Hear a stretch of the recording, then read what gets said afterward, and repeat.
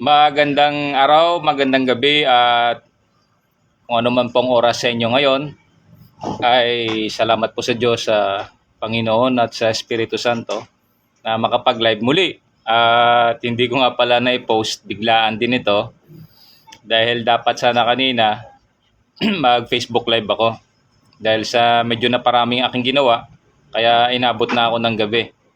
At ayaw ko naman palagpasin dahil may mga importanteng bagay siyempre na nangyayari sa mundo na siyempre gusto ko rin na maging kabahagi ng kasaysayan.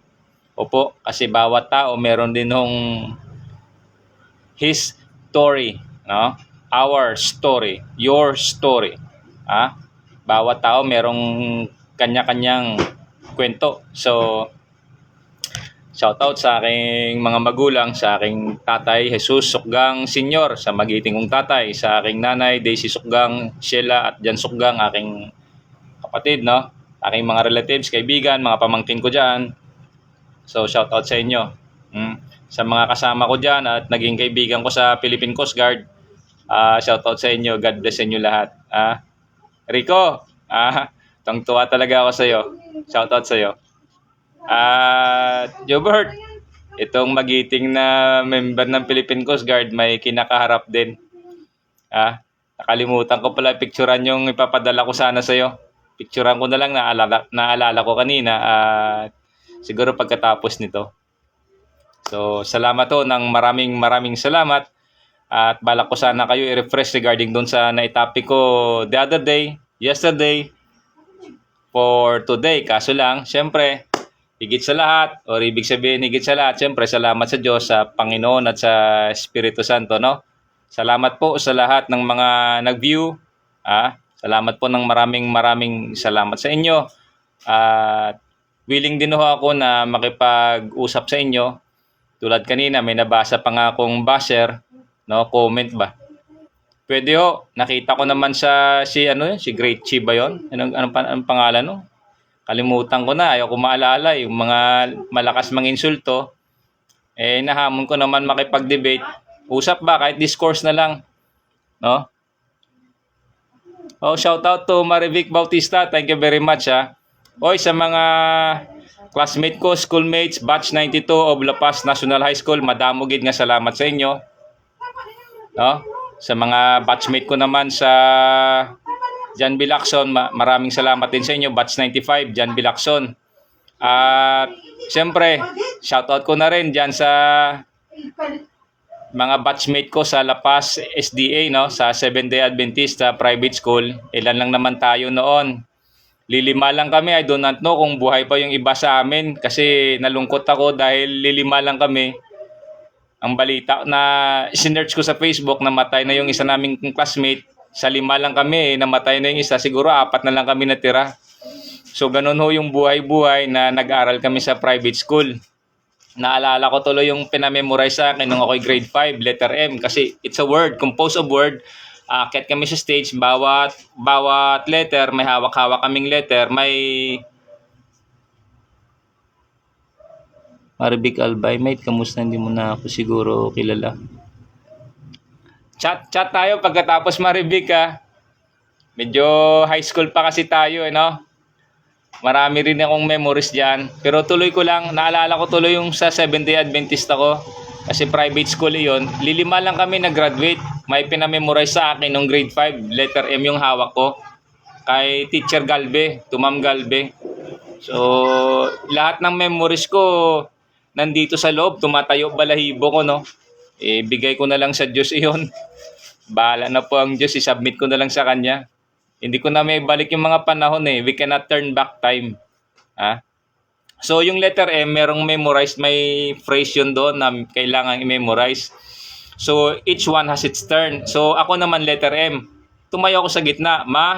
Mahal naming gurong mabait at matalino, masipag, natutot, laging pawisan ng noo, magandang ugali sa aming linimang, kasi 5 lang kami, no?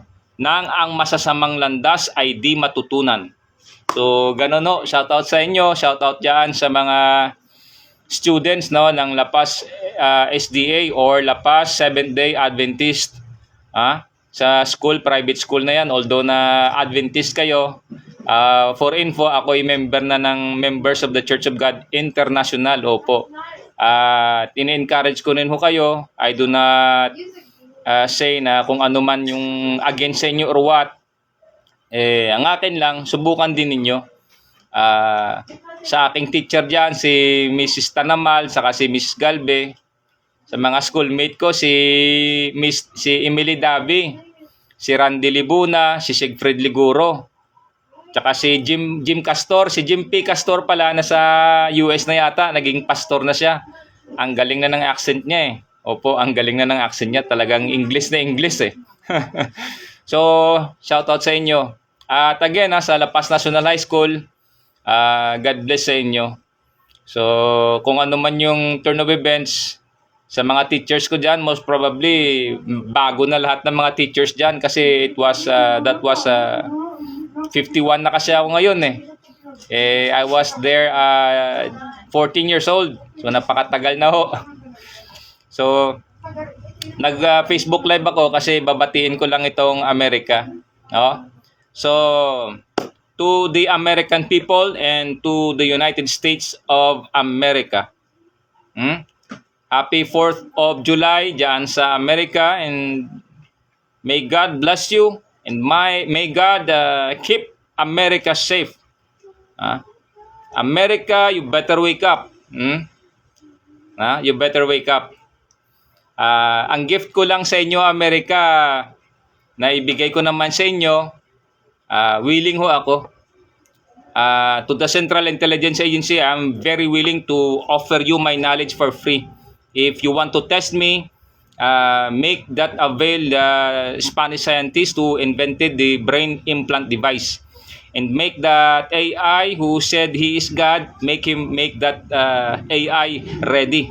I'm willing to face any one of them, any one of those. Which among them is ready? I'm very willing to face them in a discourse, whatever. So, America, God bless you and may God keep you. To President Donald J. Trump, make America great again. Sir, may God keep you. May God strengthen that hand, so that hand may be strong on the lever of power. Oh, say, can you see by the dawn's early light, 'twas so proudly we hailed at the twilight last gleaming, whose broad stripes in bright stars through the perilous fight o'er the ramparts we watch, were so gallantly streaming, and the rockets' red glare, the bombs bursting in air, gave proof through the night that the flag was still there. Oh, say does that star-spangled banner yet wave o'er the land of the free and the home of the brave. So America, my gift to you. Willing ho ako to keep my promise to my friend Gregory Bacon, my only American friend who unfortunately passed away January 30 of 2020. So, ito, i-share ko sa inyo isang bagay na ito. Actually, dalawa ito. No? Una ito. No, I'm going to hold you to an answer on that. What makes America the greatest country in the world? Well, Lewis and Sharon said, diversity and opportunity and freedom and freedom.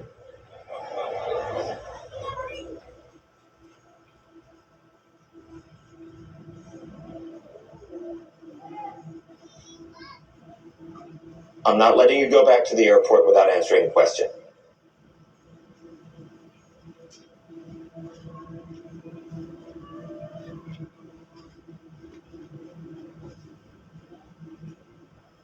Well, our Constitution is a masterpiece. James Madison was a genius. The Declaration of Independence is, for me, the single greatest piece of American writing. You don't look satisfied. One's a set of laws and the other's a declaration of war. I want a human moment from you. What about the people? Why is Not America the greatest country in the world, Professor. That's my answer. You're saying Yes. Let's talk about Fine. Sharon, the NEA is a loser. Yeah, it accounts for a penny out of our paycheck, but he gets to hit you with it anytime he wants. It doesn't cost money. It costs votes. It costs airtime, column inches.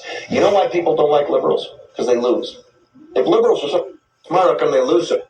I'm always. Hey, and with a straight face, you're going to tell students that America is so star-spangled awesome that we're the only ones in the world who have freedom? Canada has freedom. Japan has freedom. The UK, France, Italy, Germany, Spain, Australia, Belgium has freedom. So 207 sovereign states in the world, like 180 of them have freedom. All right. And yeah, you, sorority girl, just in case you accidentally wander into a voting booth one day, there's some things you should know. And one of them is there is absolutely no evidence to support the statement that we're the greatest country in the world. We're 7th in literacy, 27th in math, 22nd in science, 49th in life expectancy, 178th in infant mortality, 3rd in median household income, number 4 in labor force, and number 4 in exports. We lead the world in only 3 categories: number of incarcerated citizens per capita, number of adults who believe angels are real, and defense spending, where we spend more than the next 26 countries combined, 25 of whom are allies. Now, none of this is the fault of a 20-year-old college student, but you nonetheless are, without a doubt, a member of the worst generation ever. So when you ask what makes us the greatest country in the world, I don't know what the you're talking about. Yosemite?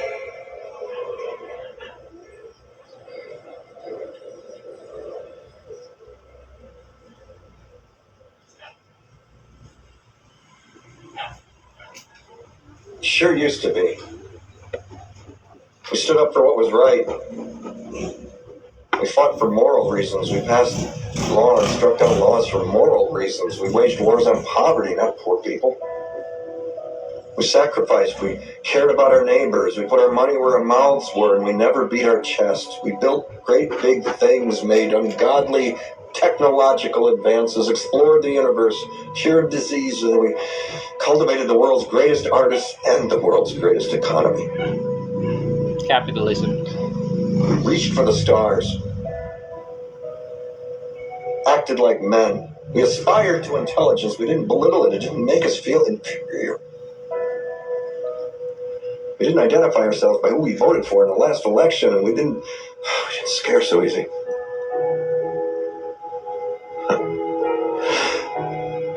We were able to be all these things and do all these things because we were informed by great men who were revered. First step to solving any problem is recognizing there is one. America is not the greatest country in the world anymore.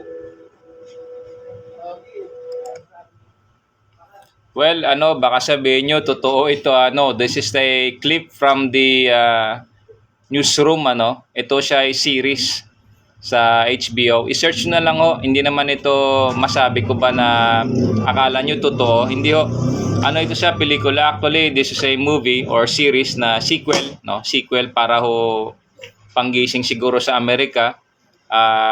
Ganun talaga. Mas maigi yung mga ganyang palabas o pelikula or sequel para panggising sa alam nyo na, sa Amerika. At pakinggan nyo ito, yung pangalawang clip naman. Ito naman talaga, totoo naman ito, hindi siya pelikula, Again, yung clip pala na katatapos lang, pala ito sa newsroom. Series po iyan, sequel po iyan. Ano lang po iyon, it's alam ng butik sumasagot to inspire, shoutout sa iyo, Dan Claude, itong pamangkin ko antayin mo lang pag nagkaroon si uncle mo, dagdagan natin yung puhunan muna yan.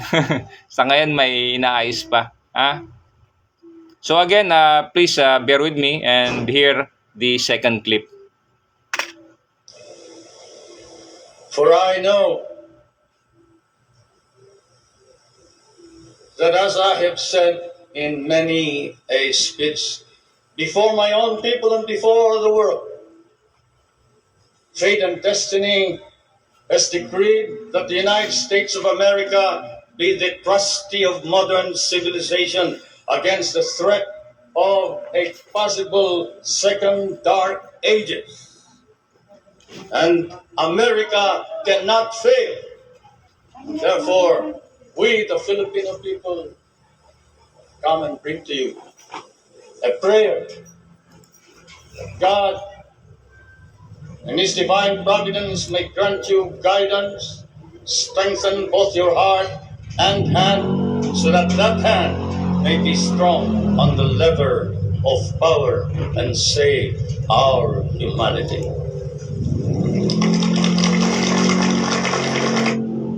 Yan o, state visit po yan ni Ferdinand Edrelin Marcos doon po sa Amerika noong 1982. No?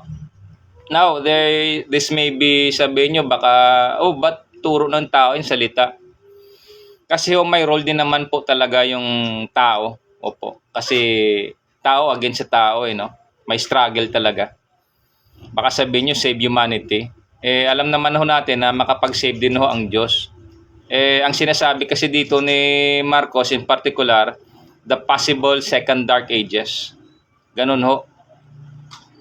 I-post ko sa inyo yung sinasabi niya, the threat to humanity. Isa dyan, yung communism. Ngayon, marami sa akin siguro na sasaktan dito. Baka sabihin nila, xenophobic ako. Pwede nyo subukan iyan. May Asian map naman tayo. I-search nyo po iyan. That's the possible second dark ages. Threat ho iyan. Yung communist China. Yan, capitalism capid. I-post ko na rin ho. And bakit sila threat? Siyempre, since pala na nabanggit ko na rin lang yan, itatakel ko na rin ngayon. Pagpasensyahan nyo na, bakit na gusto ko lang sana batiin yung Amerika, napahaba-haba. No? Mahalaga po kasi ito. The Rise of Communist China, nandyan ho, sundan nyo rin ho iyan. I-post ko na rin ho. Tapos yung sinabi ni Mao Zedong or Mao Zedong, no? Baka sabihin nyo, hindi naman yan particular, hindi ho, may, ang pag-save talaga ng humanity, ang Diyos talaga, alam naman ho natin yan. Baka sabihin nyo, mukhang hindi mo yata alam yung sinasabi mo, masyado kang bilib kay Marcos Sr. Abay, hindi naman ho. Kasi alam naman ng mundo, at hindi naman siguro alam ng, hindi naman lingid sa karamihang Pilipino na ang Amerika talaga ang nag-liberate ng Pilipinas. Although na meron tayong mga dark sides or dark history, yung mga bad events or engagement sa Amerika, no? Hindi na natin ho maibalik iyon. We have to continue and to move forward. If we do not acknowledge na ang Amerika talaga may laking tulong din sa atin, like sa education natin, I do not know kung sinong gusto nyong sa iba dyan, lalo sa mga kababayan ko na supporter ng communism or siyempre alam na, mga supporter ng NPA, ng Drago na salot, alam naman ho natin iyan, pero itatakil ko yan siguro baka most probably bukas na lang So ito kasing threat gusto nyo ba hanapin ko? Kasi naiinis lang kasi ako na hindi ba ako makapagsalita. Although nasabihin nyo, baka sabihin nyo, hindi naman ako scientist correct. Pero dyan sa Coast Guard, may mga records na ho ako dyan. Ilang beses na ho, nakasubok ako na makipag-usap sa abogado, sa isang PNP police captain, hindi ko na lang banggitin yung pangalan. I don't know if he was captain, baka lieutenant lang siya yata. Parang police captain yata yun Ayaw ko na lang banggitin yung apelyido niya, no? Saglit lang may inaalala lang ako. Ayaw ko naman banggitin yung niya, yung apelyido.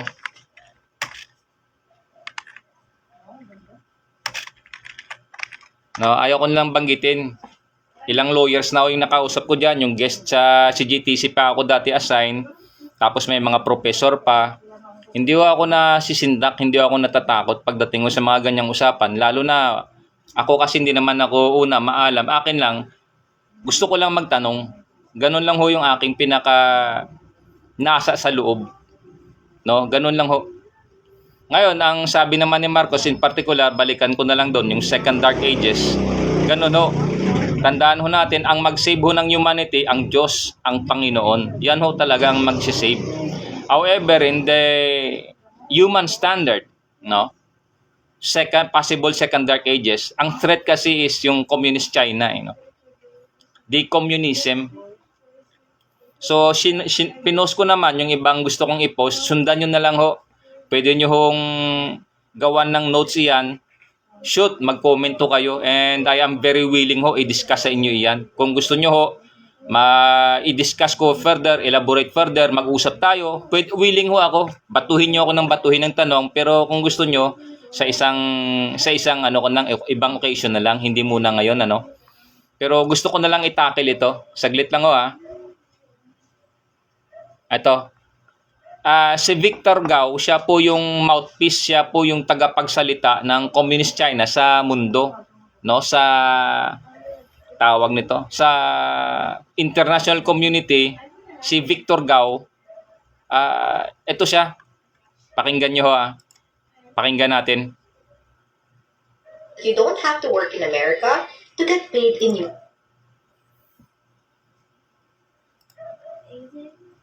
Today, you also hear lots of, in the world of today, you also hear lots of people talk about destined for war, implying that between China and the United States, these two countries are destined for war. And that theory, the Thucydides trap theory, was proposed by one very eminent professor from Harvard. Fortunately, it's not from Yale. Otherwise, I probably would not say what I'm going to say. He said, based on his analysis of cases of war, he came up with a theory of Thucydides trap, implying China and the United States are destined to fight a war against each other. Now, Kevin I felt Rudd. uncomfortable with this theory from very beginning. Not because he was from Harvard, I went to Yale.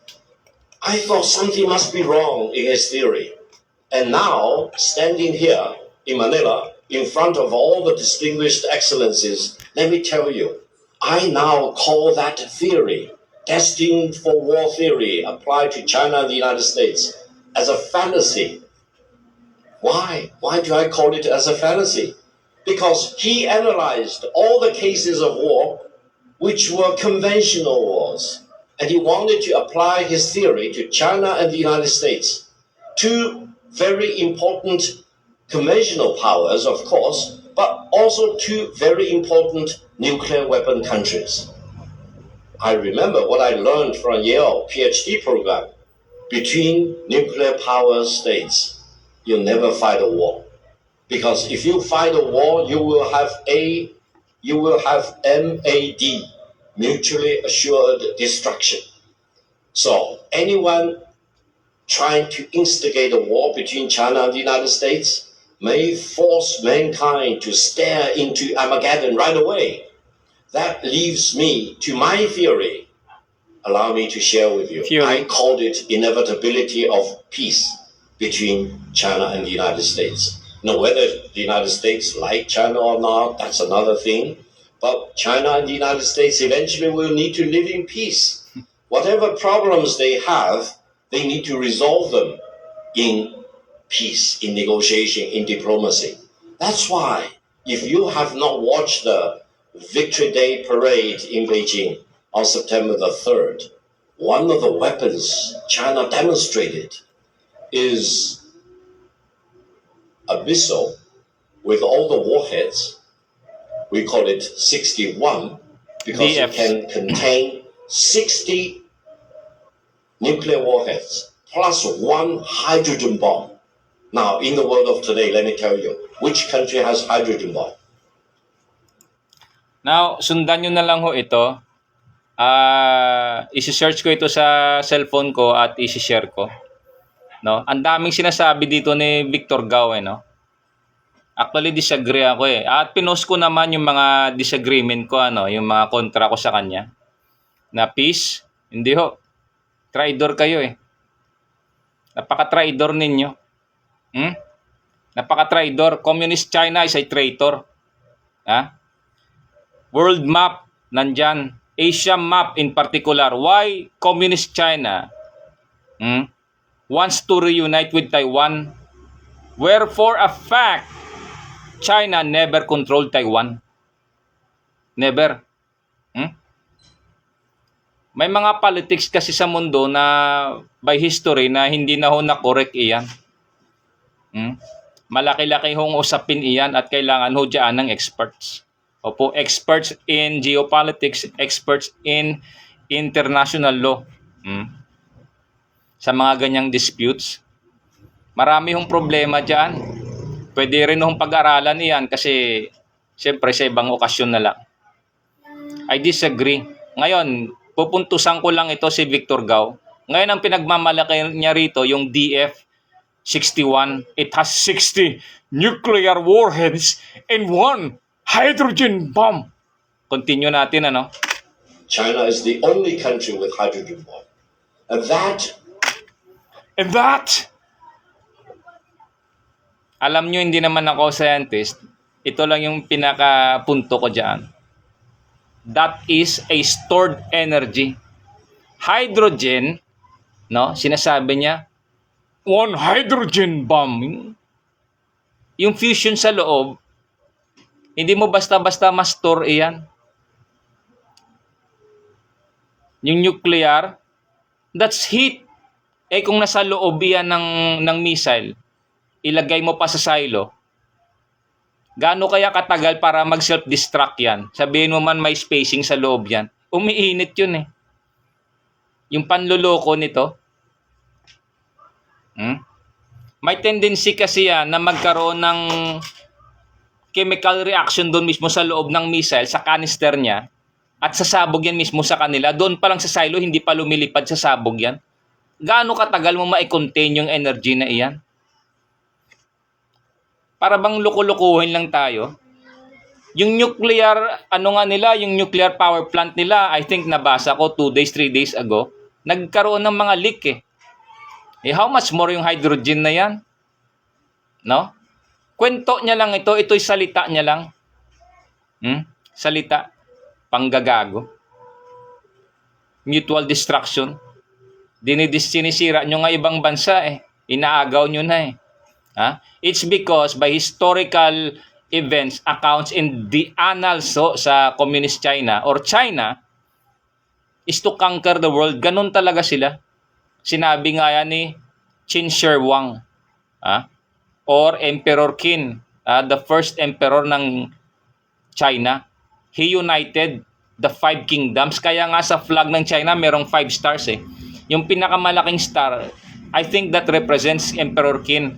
And the 4 minor stars were the 4 kingdoms. Na-unite iyan. No? Na-unite. Panoorin nyo ho yung pelikula na The Hero. I think that explains much better kung para mapanood nyo lang ho. I-note down nyo lang. Maganda ho iyan yung Hero. Yung pangalan dyan si Nameless. Kaya nga, dyan sa pinopost ko about the dragon, no? Kasama dyan yung si Broken Sword. Broken sword, kasi yung tawag nila sa ancient China dati is a sword.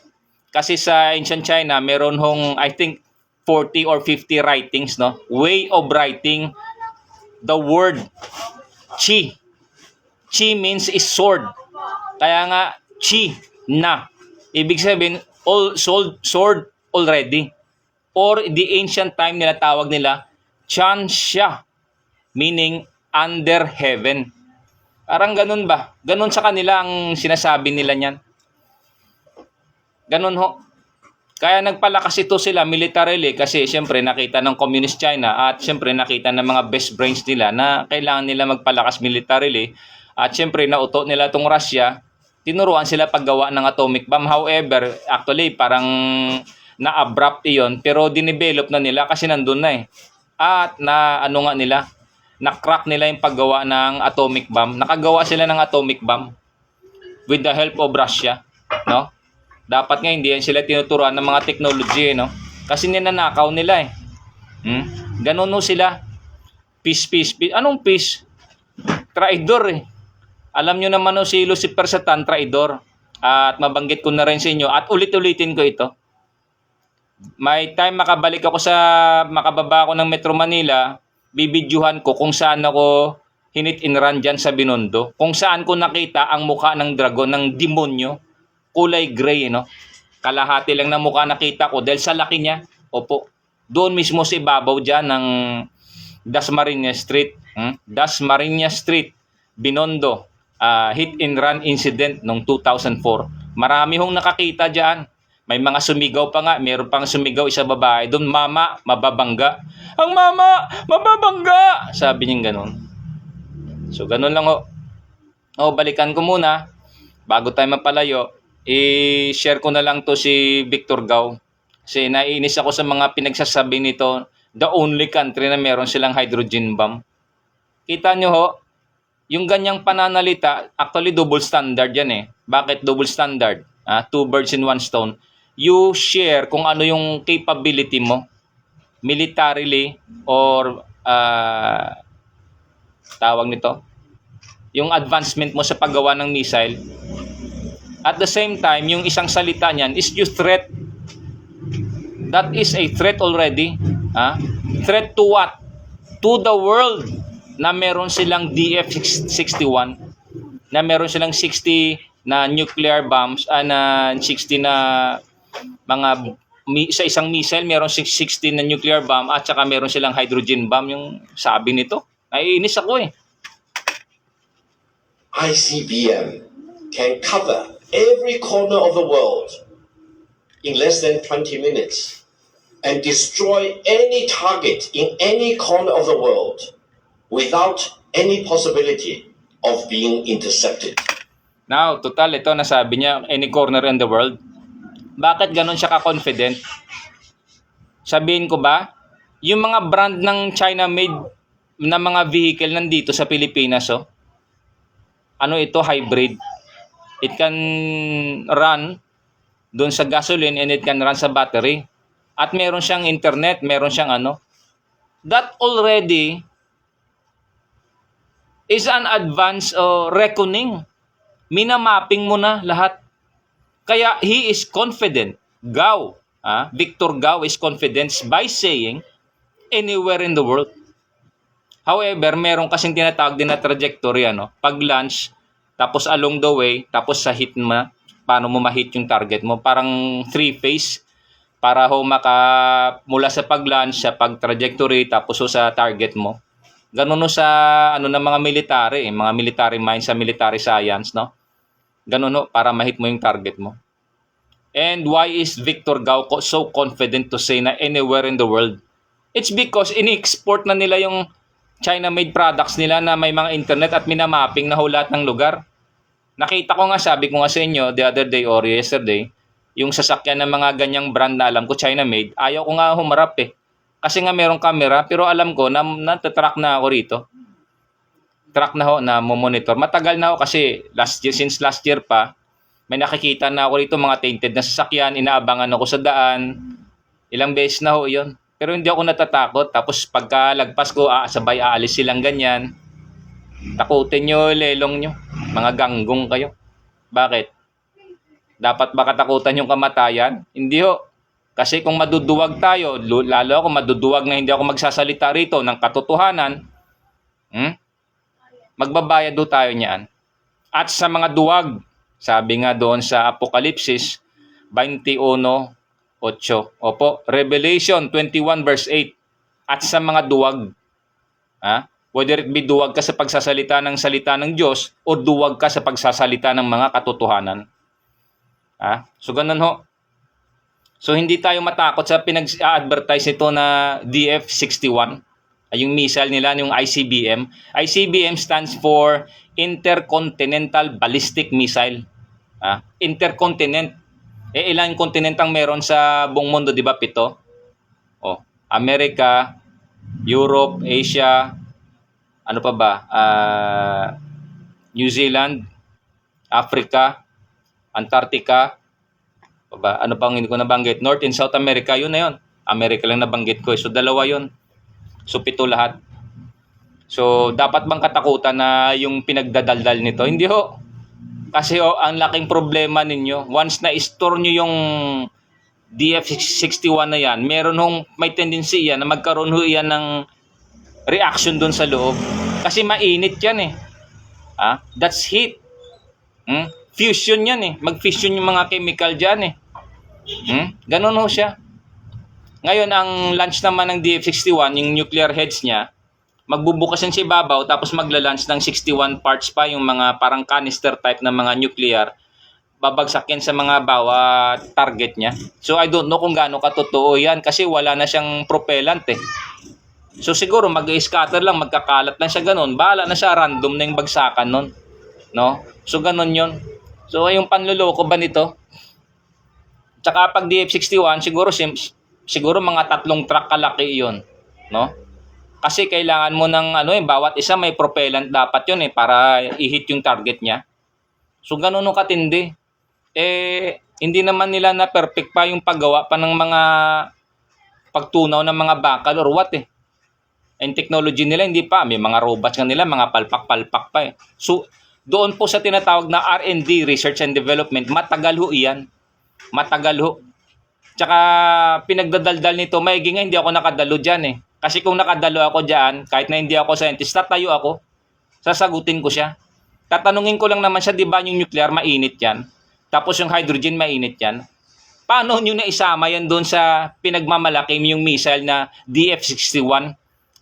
Nung September anniversary ninyo na pinakita nyo doon na DF61, kayo lang yung merong ganyan? Loko-loko. Hindi ko naman sabihin siya na loko-loko, gaguhin niya kami. Kasi heat yan eh. May fission yan, mainit yan eh. Mantakay mo yung maliit lang na bagay, grabe ka init yan. Paano mo ma-store ng matagal dyan sa loob ng missile na yan? Naintindihan niyo po ba? Hindi naman ho ako scientist, But then I call upon your common sense. I call upon the logic. Hindi tayo natatakot dyan. Gaya yung demonyo dyan sa ibabaw ng Binondo dyan. Alam ko, marami kayo, influensyado kaya may Chamber of Commerce kayo, Di ako natatakot sa inyo. Chance siya. Si Nameless doon sa pelikulang Hero, ayaw niya na mag-conquer, na gusto niya ng mapayapa kasi ayaw nila na mag-suffer yung tao. Kaya nga napaluwa doon si Emperor Qin, Kasi dapat patayin siya ni Nameless eh. Yung sa last part. Sabi niya ay na-crack niya yung yung drawing doon, yung tinatawag doon na depiction doon sa white na tela na sinulat ni Broken Sword. Si Broken Sword is a master ng sword. Pero yung sword niya broken kasi hinahati yun eh. Kaya tinatawag siya na Broken Sword. Siya yung sumulat doon ng salitang Chansha. Chansha sa salitang Chinese is under heaven. Actually, Chansha is a sword. Sword. Sa Chinese character, meron hong 40 or 50 ways or types of writing the word chi or sword. Siyempre, by combination yan, dahil nag-aral din ako ng counting Mandarin, san si ulo, chi pa cho shi. Counting Hokkien, chitang sa siguro, chi ikaw chap. So, ganun ho. Nagsusulat na rin ho ako noon ng counting Mandarin. san si ulo, chi pa cho shi. So, ganun ba? Marunong tayo ng kaunti. Hindi lang natuloy. So, ganun ho. Sa pagsusulat niya, doon niya nasulat yung salitang Chansha. Sabi niya, I got it. Sabi ni Emperor Qin. Sinabi ngayon ni Emperor Qin sa kanya na gusto niya ng mapayapa. Kasi kung gusto niya ng kapangyarihan, even the blades of grass can be used as a weapon. Kaya nga ang sinasabi ngayon, this psychological warfare. This psychological warfare. Ganun ho ang gustong iparating ni Broken Sword sa Emperor ng China na hindi niya pa na-unite, Hindi pa na-unite ng buong 5 kingdoms na yon. Kasi ang pag-unite niya is you conquer another kingdom eh. So ganun ho. So gusto niya iparating doon sa Emperor na gusto niya ng mapayapa. Panoorin niyo ho, I highly recommend you watch the movie Hero, Hotel Echo Romeo Oscar. Panoorin niyo ho. Kasi nakasulat diyan na mapapanood nyo, even ho the annals, mga historical accounts na nakasulat doon sa mga ano ng China, sinasabi ho iyan regarding ho sa accounts na yung nangyari sa China. Well, sabihin natin, meron man sigurong dagdag or sabihin natin edited or what, pero panoorin nyo, napakagandang pelikula na naka-stock dito. Gusto ko may mga CD ako actually, nandun sa tatay ko, bumibili ako niyan, mga original na mga DVD, ganon, VCD, DVD, ganon ho, mga original. Ang mamahalo ng binibili ko. Ganon ho, nag-invest talaga ako diyan, nag-self-study, kasama iyan sa mga inipon ko sa mga self-study ko. So panoorin nyo ho, na gustong iparating sa kanya ni Broken Sword, sa Emperor, na even ho yung ideas makarating. Kaya nga tinayo ni Emperor Qin, nag-inspire sa kanya na itayo yung Great Wall of China. Yan, sabi nga sa accounts, even sa Google, the only man-made object that can be seen in the moon. Pag nasa moon ka, tumingin ka sa mundo, the only man-made structure na makikita sa buwan.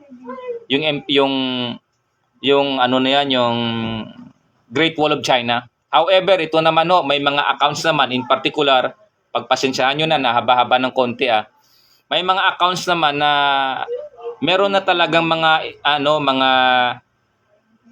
walls doon prior the rise to power of Emperor Qin. Kasi si Emperor Qin, nilason yung tatay niya yata yun o namatay na There were already existing walls within the China. Kaya nga meron pang mga accounts yan, sabi sa ibang mga sources, Tartaria. Ganon. Tapos yung design ng wall facing China, hindi ho facing sa west. Therefore, may mga theories na yung enemy, yung parang may mga gap facing China, ibig sabihin yung kalaban galing ho sa China.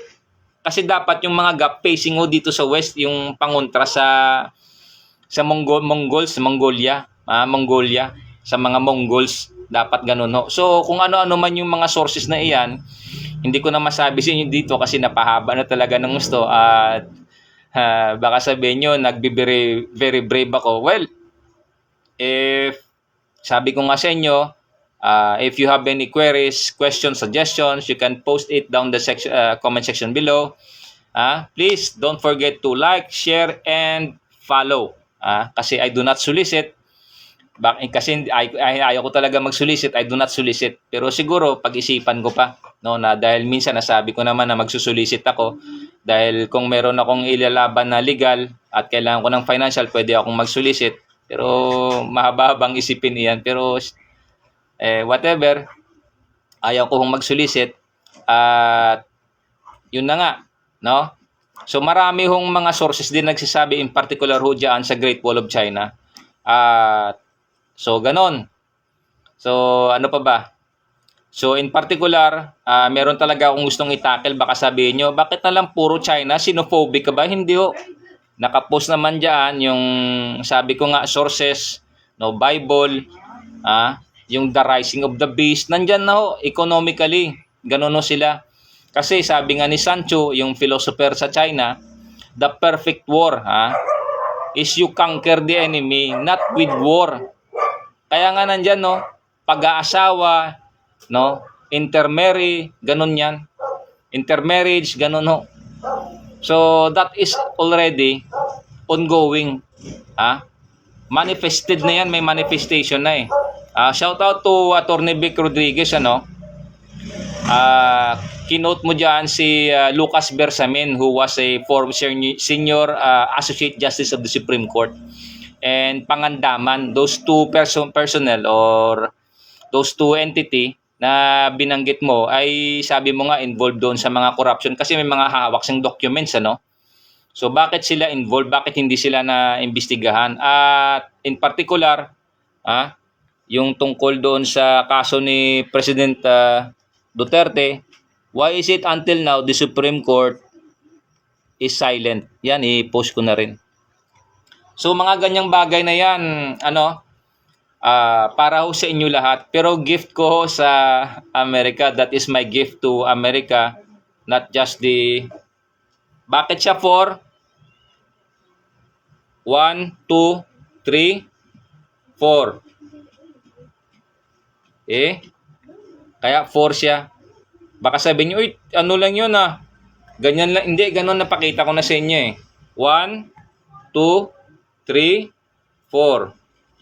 Oh, baka sabihin nyo pala sa akin, oh yan na pala yung sikreto doon sa pyramid ng Amerika. Hindi pa, wala pa akong sinasabi. Ha? Wala pa akong sinasabi. So, gift ko yan sa Amerika and kept my promise to my American friend Gregory Bacon who passed away January 30 of 2020. Very unfortunate. Siyempre, siguro may problema pa ako kasi balak ko talaga bisitahin siya this year siguro kung ako ay makapag-retire. Pero kung ano man ho, yung ano ng kapalaran, bahala na ho. Ayaw ko na lang hong magsalita muna kasi nagpahinga na rin siya. So ganun lang ho. So ang pangako ko naman sa kanya, sa Amerika, offer you for free. Kasi you have shed sweat, tears, and blood. Sa pag-liberate ng Pilipinas, sabi nga ni Ferdinand Marcos, we have lost 1 million Filipinos during the last war. Sabi ni Marcos. So, thank you very much to all of you, to my followers. Thank you very much for sharing, for having the time to bear with me, no? To continually view my upload and my live video. Maraming salamat. And again, happy birthday and congratulations to the United States of America and to the American people. Fate and destiny, America cannot fail. To President Donald J. Trump, sir, God bless you and may God keep you. Make America great again. Amen.